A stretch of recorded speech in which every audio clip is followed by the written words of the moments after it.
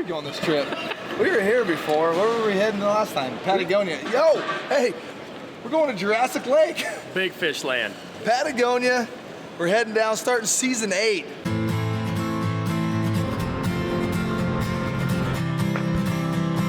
As Henry David Thoreau said, many men go fishing all of their lives without knowing that it is not the fish they are after. Look at the size of that thing! I'm Dennis Isbister. For me, fishing has been a part of my whole life. From the time I could walk, I've been chasing fish and whatever adventures seem to follow it. I'm Drew Murin, and since I was a little kid, my dad and I have fished all over the western United States together. And all I've wanted to do ever since was travel the world, have a little fun, and fish with my good friend Dennis. You see that, baby? So follow along with us as we travel the remote regions of the globe In search of wild fish, wild places.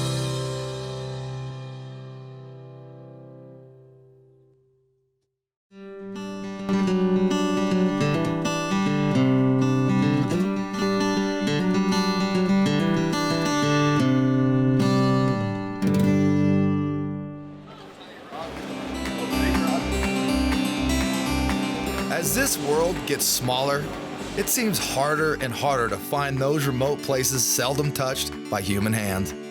But the southern tip of South America, being only 1,500 miles from Antarctica, is well known as one of the most remote places on this planet.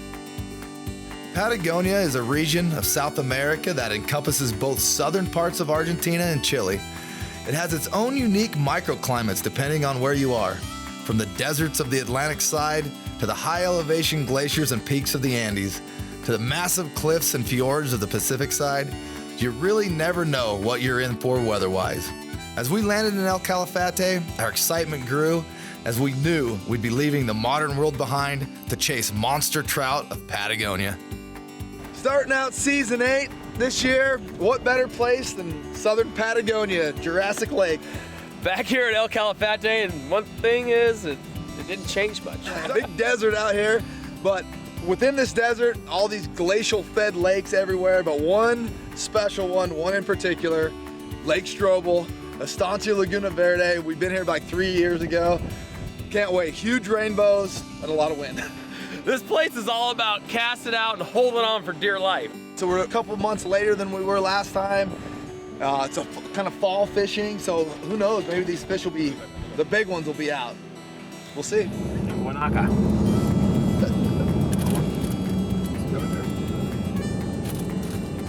You get all excited when you get off the plane, and then you get in a car for 5 hours. And drive. Well, you got empanadas to look forward to. So if I remember right, there's this empanada place up here. It's funny the small things you remember. Best empanadas in all of Argentina. Best. That's a bold statement. With that being said, how could we not stop? And maybe it was knowing this would be our last glimpse of civilization, but those empanadas were good.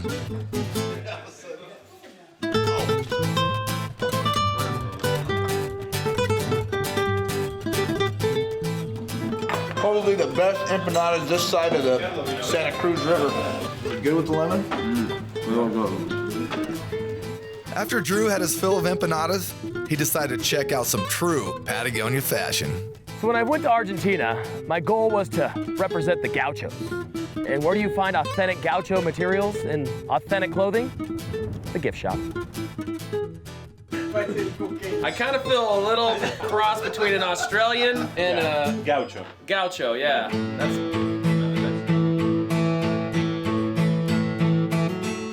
Nothing screams Chinese built like Drew's gaucho outfit from the gift shop. Authentic all the way. The drive out to Jurassic Lake is a lot of fun. It's a part of the adventure. Kind of compare it to the 405 in LA with a little side of the Rubicon because you move about the same speed. To see all kinds of stuff. We saw Rhea, Guanaco, we even got to see a fox this time.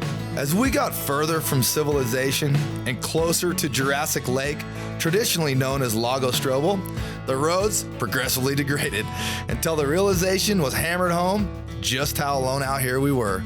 The last thing we needed was someone to jinx us with a flat. Man, the good news is we haven't popped a tire yet. You had to say it, didn't you? It was clear to see, regardless of borders and politics, there was only one head honcho out here, Mother Nature. This was indeed no man's land, where it truly is survival of the fittest.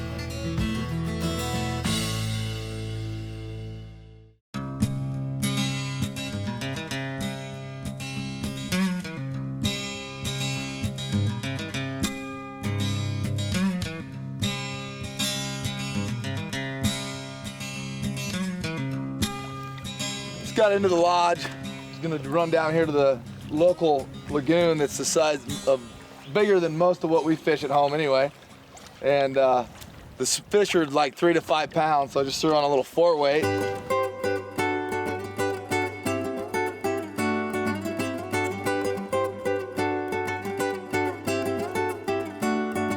Gonna try to find the sweet spot where they're hanging out. You put a bobber on, Drew? Woolly bugger and a bobber? Well, I haven't made it in the water yet. But wrapped around rocks and sticks. And... Oh, hey! Here we go. Don't horse them. Oh. Yeah. Right when you said don't horse them, it came out of his mouth.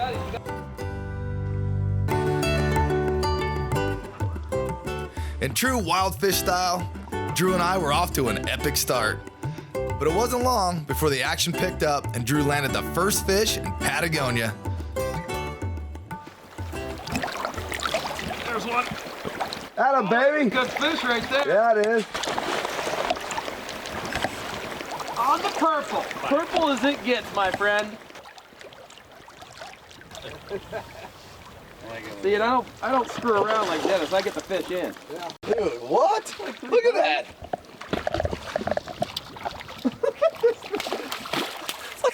Were you stripping that purple bastard? Yeah, look, I mean, this looks Jeez, look at that damn fish! I'm done. I'm done, dude. I think it's a 5-pound rainbow. Dude, I'm one and done. This trip's complete. Oh my God, Look at the size of this thing. That thing's huge. Woo! Yeah. Catching rainbows like that on a 4-weight rod with a 3-weight reel. Oh man. What a fish, man. Look at that thing. This Here, thing's a you need some hemostats. This is how fat this thing is. You know how fat that is.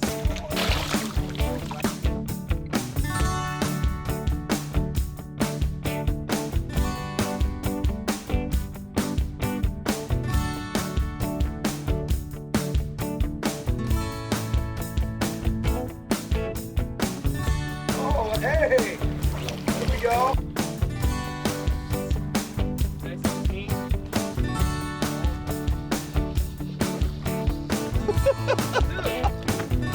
We're done. This is awesome. Oh, look at that. Slow down, big fella. Another big one? Yeah, a nice fish. He's definitely bigger than yours. I'm gonna go get my 8-weight. This is too little. Look at that thing. Oh, he took him there. Snagged him? Yeah, I snagged him. Come here, buddy. What is this, a brown trout? Got a brown? No wonder I snagged him. Yeah, look at that. The brown trout went for your Look at that. That's nice. There you go. All right. No problem. All right. So if you got them on purple, you got them on olive. Big fly there.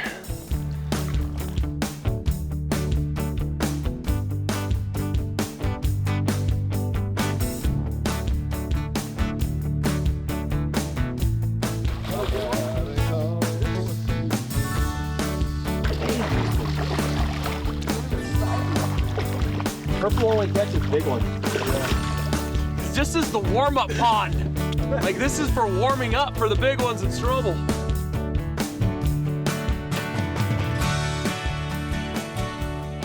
One of the great things about fishing this place is there's a lot of different options. And Laguna Verde had brook trout, brown trout, and rainbows. In fact, I caught 2 of the biggest brown trout of my life in a couple hours. Big fish, and it was a exciting way to get started catching big rainbows and browns.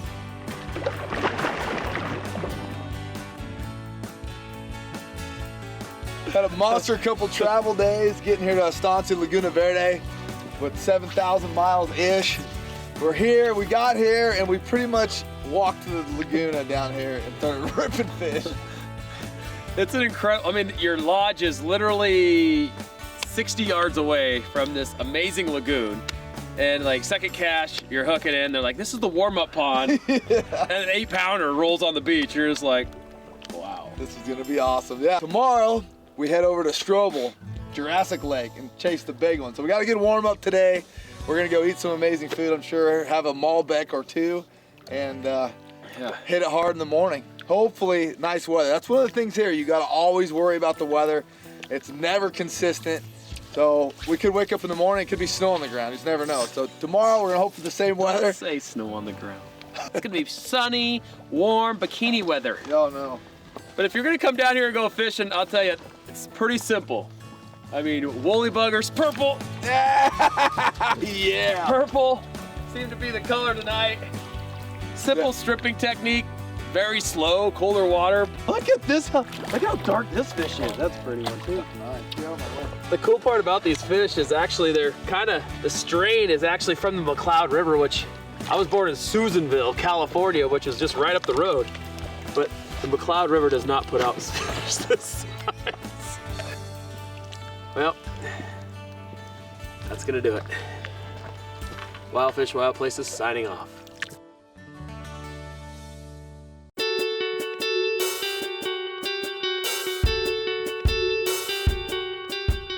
The next day, we awoke to the anticipation of fishing for Jurassic Lake's enormous rainbow trout. After getting the first glimpse of the legendary lake, we were literally dancing in our seats.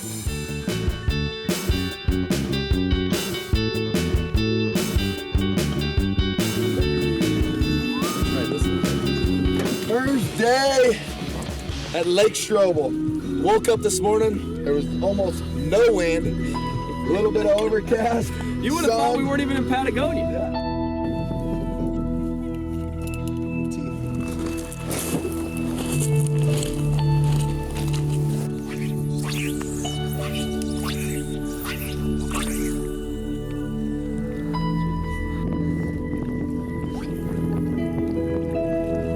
In here to Dry Fly Bay, it was kind of calm. We started with, it's got a little chop coming the southeast. And this lake, you want the wind coming into the bank that you're fishing for the most part.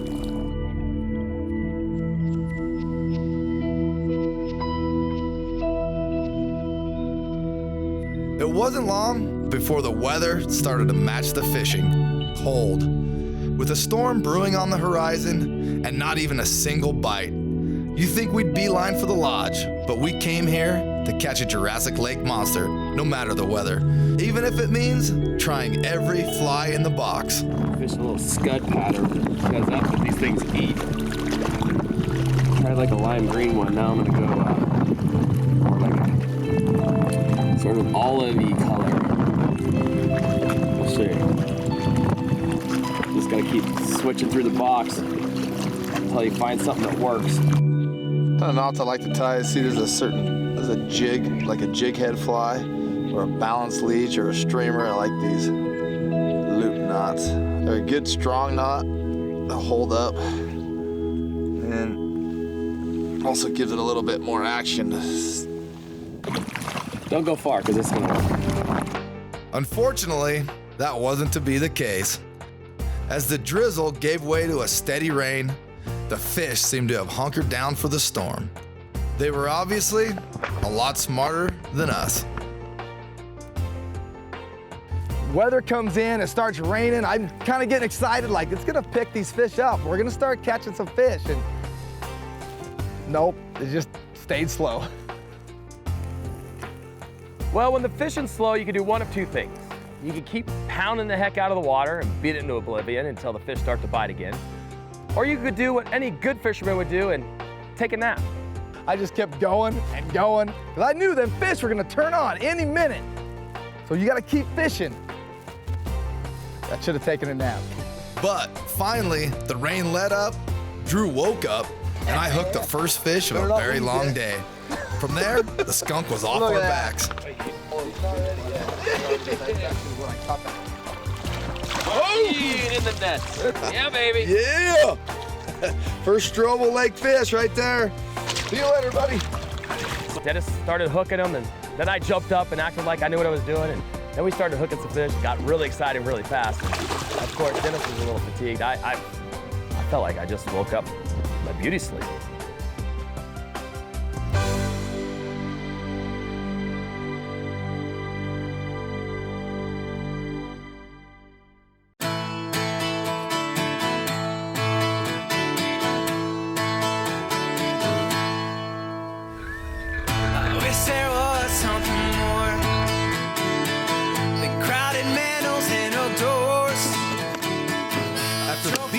Fishing in the storm yesterday, we decided to take it a little easier and float around in the Sea Eagle boats on a little piece of water the locals like to call Lago Ocho. We were warned about Lago Ocho, but you never really know if something is true until you experience it yourself. Well, this was to be an experience we will never I feel like forget. I'm on the rowing team in the Olympics.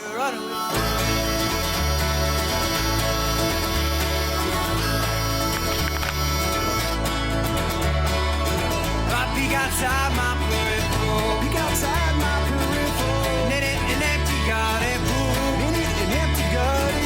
A flashback yesterday, and then this summer play. I guess I forgot those times when we were. These fish are so acrobatic and so healthy. They hit it as soon as they feel you.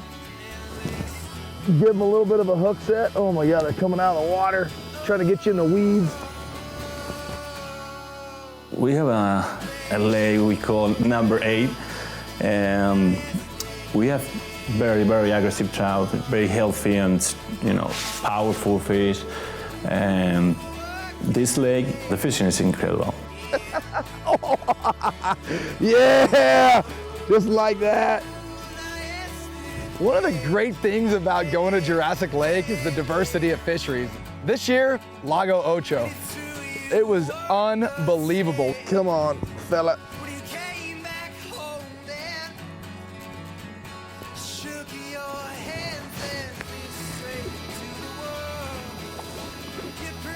Oh.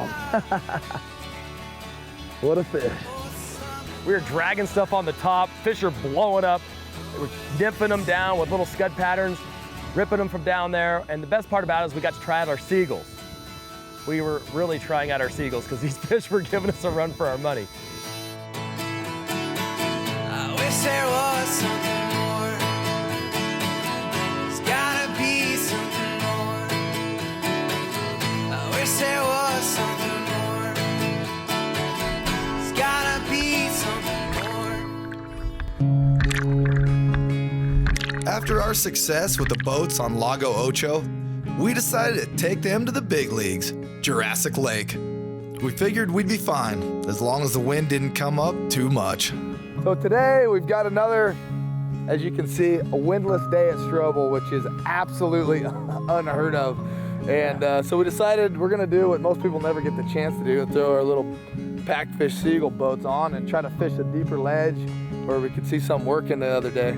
Saw a lot of fish blowing up right outside here, so we're hoping we can get to them. The trouble's gonna be if you hook into one of these big monsters, what are you gonna do? We're gonna have to tie them off and paddle them in.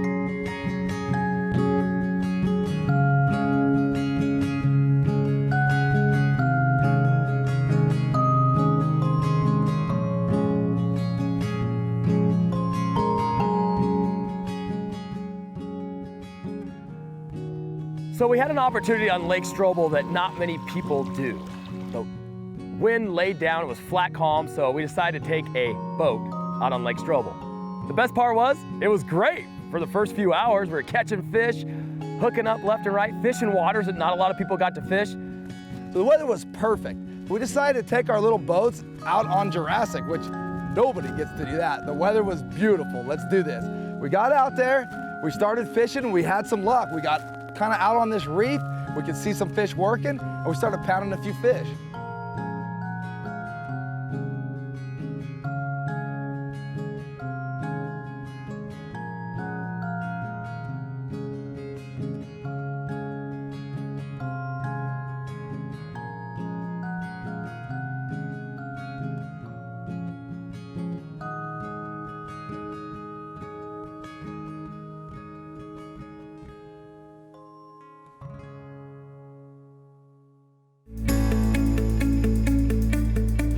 we've got lucky with the wind the last couple days, but true to Patagonia, the wind was soon howling across Jurassic Lake, and the lake seemed to come alive in its purest, most wild form.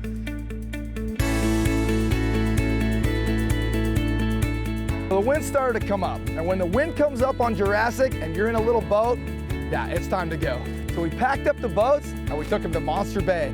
Got a nice protected bay. The wind was blowing right for those boats, and they said there was a weed bed out suspended out there. Most people couldn't get to that weed bed this year, so it virtually hadn't been fished all year. Paddled out, looking visually to find the weed bed. I found the edge of the weed bed, paddled out a little ways past it. Wind was drifting me down perfect, and I was stripping a big, nasty streamer right over the edge of that weed bait, and then it happened. Yeah! Oh, damn! Look at the size of that thing. Oh, yeah! Boom, baby! Look at that fish. Look at the size. That's a monster rainbow. After 7 years of filming wild fish, wild places, it constantly reaffirms how incredibly lucky Drew and I are to experience some of the world's most unique places and legendary fisheries. Jurassic Lake and the surrounding waters being no exception. We get to explore some of the areas that not a lot of people get to go to. And just for us to have that opportunity to go meet people, catch various types of fish, and have fun doing it. The best part about it is we're just getting started, and hopefully you guys enjoy watching as much as we like making it, because we have a lot of fun making it. From the trifecta of healthy browns, brooks, and rainbows at Laguna Verde, to the acrobatic circus act of Lago Ocho, to the monster wind and Jurassic fish of Lago Strobel, this trip so far has been absolutely epic. But in this harsh environment, you just never know what Mother Nature has in store.